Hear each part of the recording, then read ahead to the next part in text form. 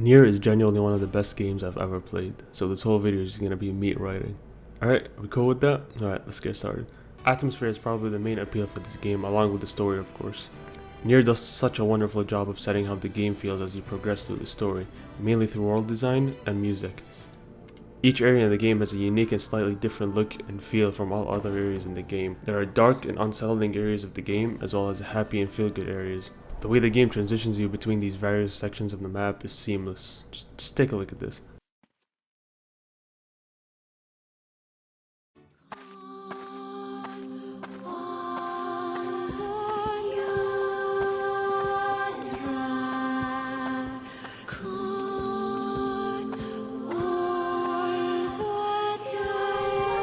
The whole feel and style of the game is flipped over its head as you transition to different sections of the game.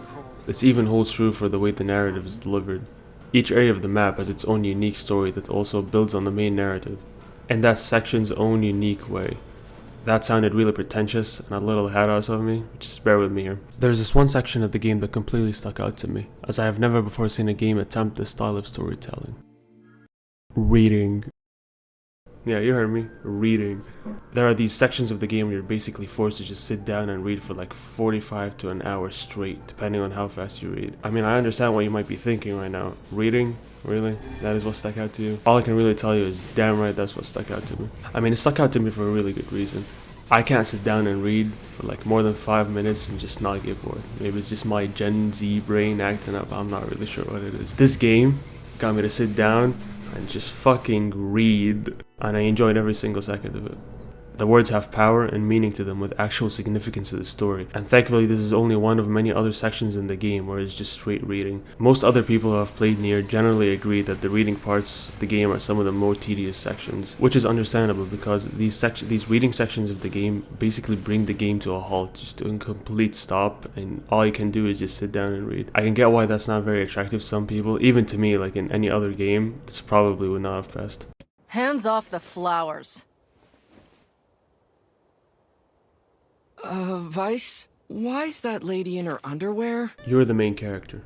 The game lets you name the main character. The main character is generic, predictable in nature. He is intentionally made that way in order to help you better self-insert yourself into the story as the protagonist, as well as see the world through the eyes of a naive and somewhat childish view. You'll disappear from this world. Your sister, your friends, everyone in your life will forget you.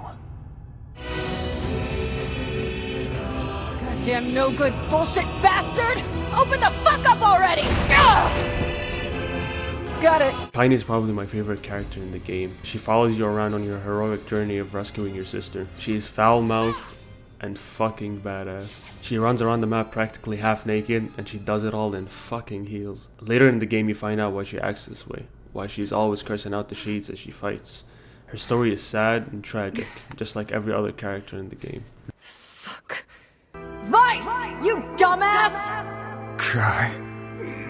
Start making sense, you rotten book, or you're gonna be sorry! Maybe I'll rip your pages out one by one, or maybe I'll put you in the goddamn furnace! How can someone with such a big smart brain get hypnotized like a little bitch, huh? Oh, Shadow Lord, I love you, Shadow Lord! Come over here and give Vice a big sloppy kiss, Shadow Lord! Now pull your head out of your goddamn ass and start fucking helping us! Good to see you, Kaine.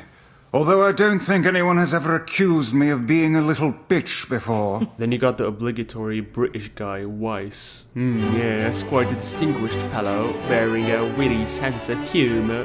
That banter between him and Kaine. Weiss's main position as the story is comic relief, as well as seeing and expressing the events that unfold before you as the player in a vision that is opposite to you as the player. One that is opposite from naivety. You are an exceedingly stubborn lad. You know that, yes? Emile.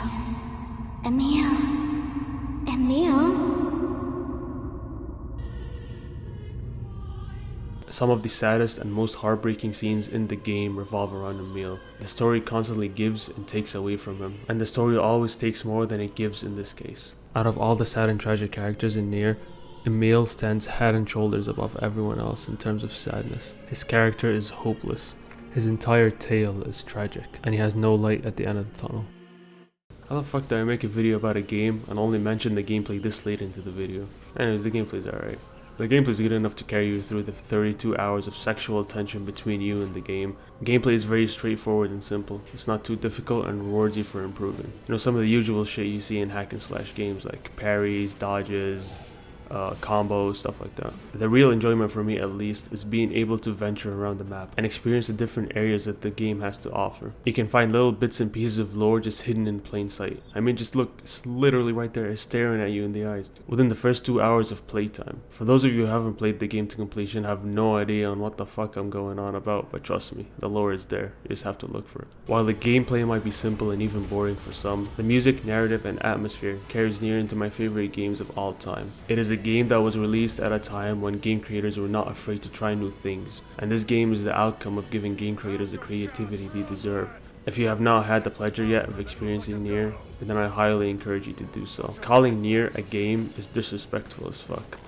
NieR is a once-in-a-lifetime experience that I wish I could forget and experience all over again.